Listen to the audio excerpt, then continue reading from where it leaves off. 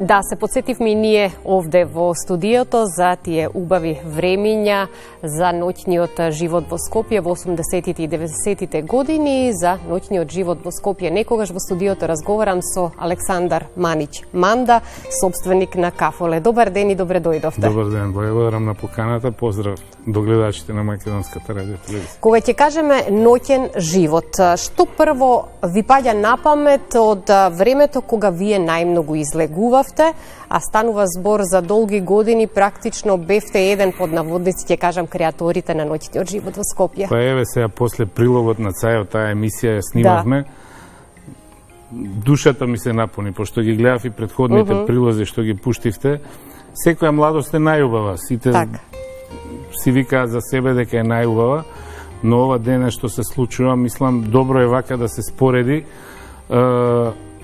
Не знам, ние некако градот за Скопје, можам да кажам, имаше душа, ние секој ден искачавме, немаше толкави разлики, кафичите беа не полни, преполни, значи чаршијата исто, многу народ имаше, немаше толку забрани сега што прават со закониве. Немаше ограничување, и пак немаше проблеми, да. И пак немаше проблеми, и пак се искачаше до Сабајле, али не знам што се случи, некако низ годините нешто се смени, но за тоа што се менува низ години веќе зборуваме подоцна, меѓутоа, кога говориме за она како изгледаше излегувањето пред години, би сакала да се навратиме и да споменеме кои места беа символ на добрата забава и што всушност го правеше тој ноќен живот посебен.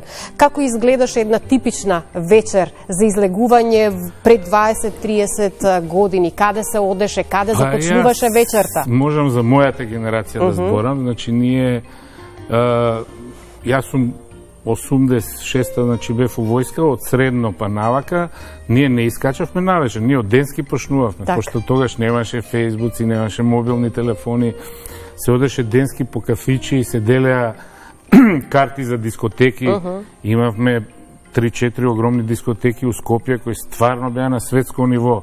Ние бевме, зборам за Скопје, зборат тогаш дека Сараево и Скопје беа најдобри градови за забава во тогаш Југославија, која броеше преку 20 милиони луѓе. Сега пред месец дена читам дека Скопје најдоле од бивша Југославија за забава. За жал, тоа е катастрофа. Ние сме весел народ, све, ја не знам зашто е така. Ние денски искачавме. Преку ден се договараше што ќе се случува за време на вечерта. Имаше денски, ајде да кажеме, такви шеми. И после навечер си идеш у кафичи, например, до 12:01 и после у дискотека од 12:01 до Сабајле. И тоа беа журки, дискотеки полни, парк, МНТ, хард рок, тоа беше чудо. Слушнаве во претходниот прилог за некои познати и првите кафулиња кои што беа легендарни во Скопје, меѓутоа ајде да ми кажете вие од вашето искуство, кои беа тие легендарни места и зошто токму тие локали останаа во сеќавање до ден денеска? Па ете, Пирамида, Бони Ани, Мики, тие беа кафичи у центар, кај што младите искачаа преку ден, навечер, после Маџо имаше исто, едноставно таму искачавме сите преку ден, па дури и навечер, да. После тоа се појавија кафичи со, ете да кажеме, со диџеи, со опреми, со лајчова, такви работи. Се дигна на повисоко ниво ова Цајо што го кажа, тоа е точно.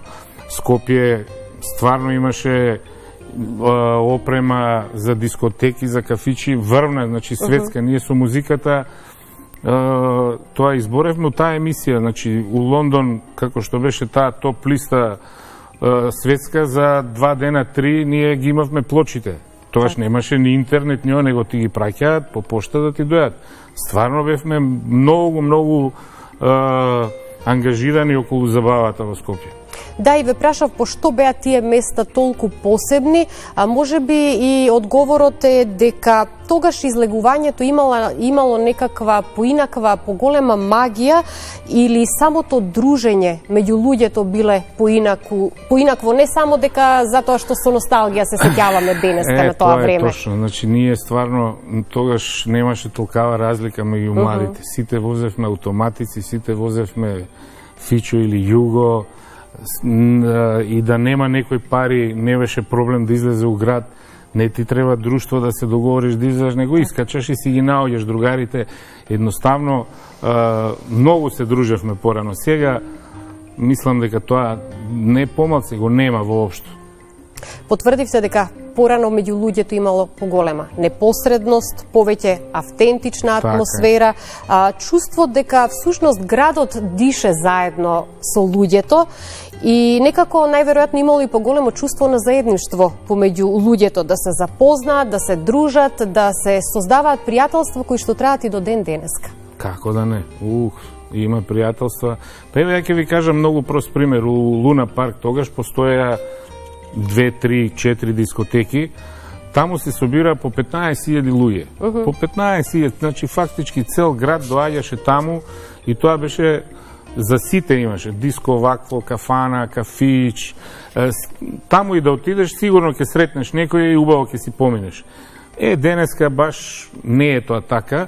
Сега дали ќе го поправи некој нешто ќе направи, нас ни поминаа годините за такви работи, али се надевам дека Скопје малце ќе заживее.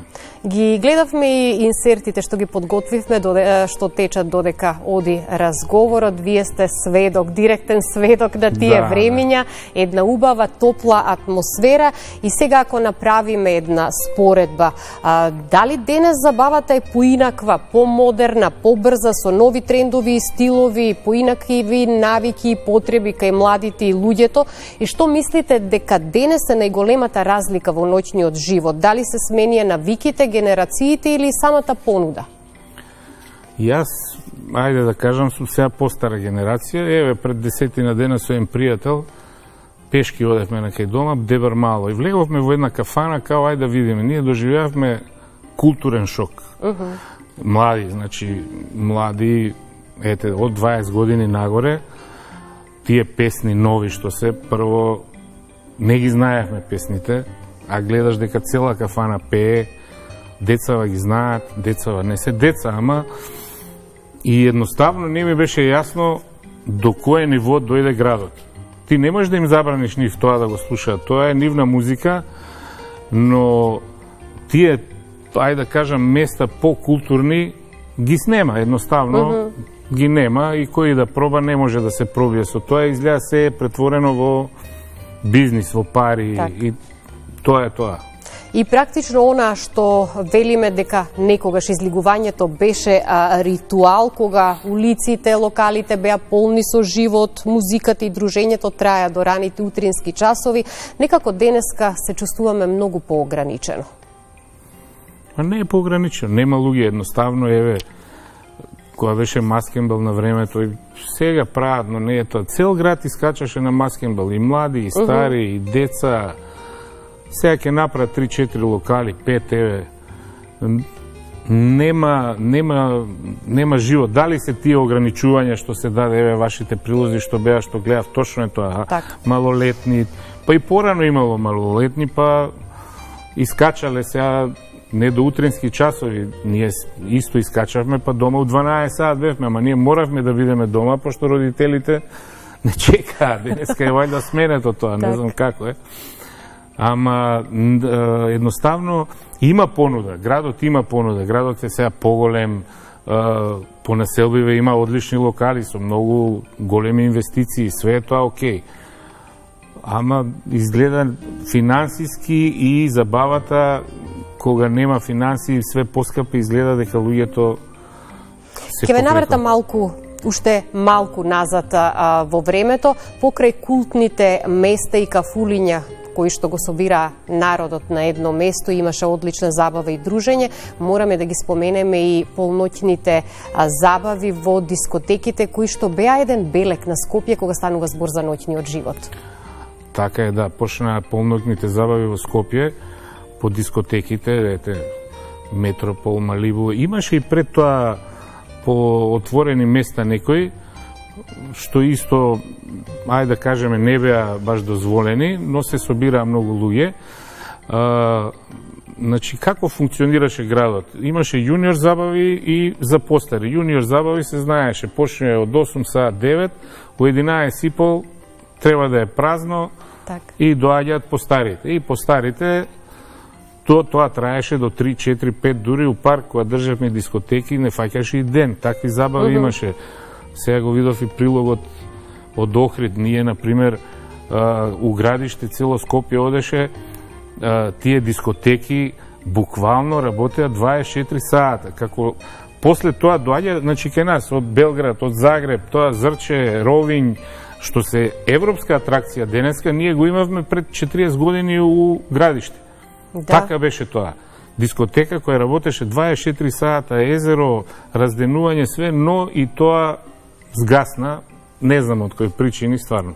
Да, сега кога ги враќаме сеќавањата и со носталгија, нели, зборуваме за тие времиња, едноставно некако сакаме да се вратат тие времиња.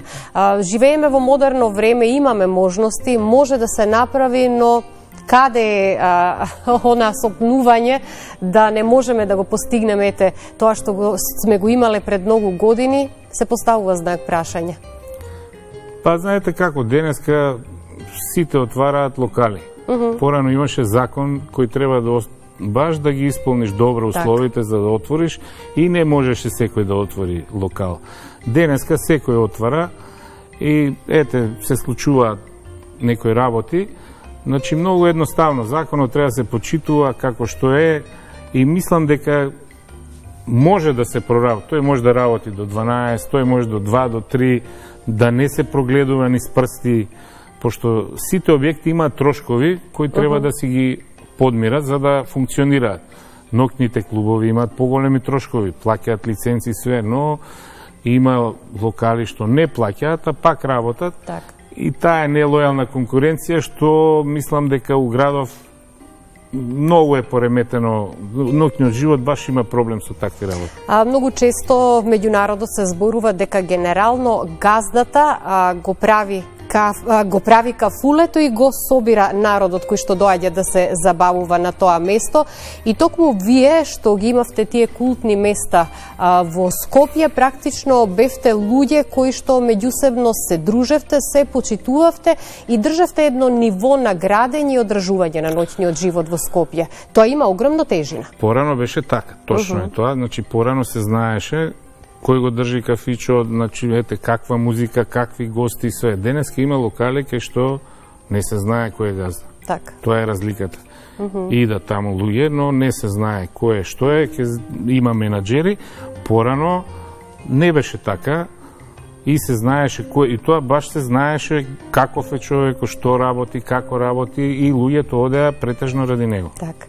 Повеќе од 30 години сте дел од, нели, менаџирањето на кафули и објект кој што ете служи за забава. Го споменавте економскиот момент. Дали ноќниот живот денеска е поскап и е потежок за обичниот човек, ќе кажам, и кои вредности од стариот, некогашниот живот најмногу ви недостасува денес па и на ситена? Многу е поскап. Значи тоа е неверојатно колку е поскап ноќниот живот. Мене лично ми недостасува така поопуштена атмосфера, да не пазиш кај оди. Например, еве ќе дадам, ние идевме у Зизито, по Аполон, не беше битно како си облечен, што е, како е. Ние идевме ради музика, ради дружба. Сега, кога искачаат, пошто ја гледам како искача, имам ќерка и син, тоа е, се спремаат колку знае што, каде одат. Кај нас не беше така. Кај нас се искача и тоа е тоа. Е таа блискост, нема комуникација, ќе се соберат 4-5 другари и другарки ќе искочат. Порано не се излегуваше да се биде виден, туку за да се дружите. Баш така. Тоа е разликата. Тоа е разликата. Баш убаво кажав. За крај, Ќе констатираме дека ни недостасуваат места, музика, атмосферата и духот на градот, што многумина со носталгија го паметат.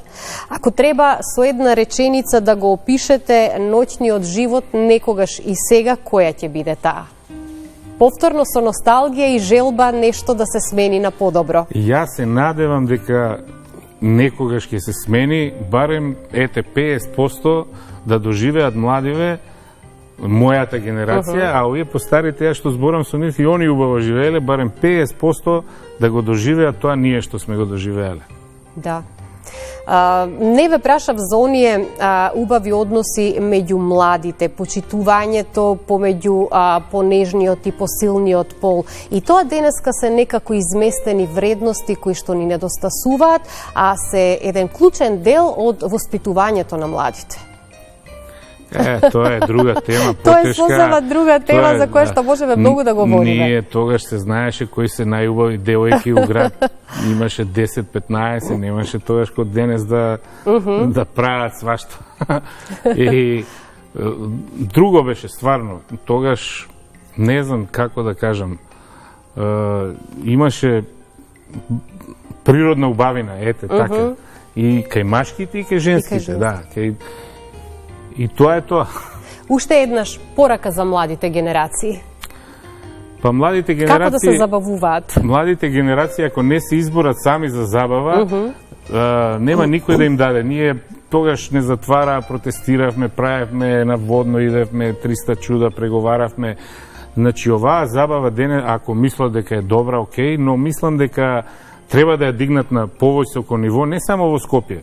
Ете, и Охрид. Охрид е прекрасен град за забава. Ние цело лето идевме таму за забави. Значи, да се појават некои млади, што ќе покренат иницијатива да заживее градот. Еве, Луна паркот сега го прават. Дај Боже да има и таму нешто ново да можеме да отидеме. Ви благодарам многу за гостувањето, ми беше огромно задоволство, широка тема, има многу што да говориме, но ќе оставиме нешто и за некоја наредна прилика. Фала многу.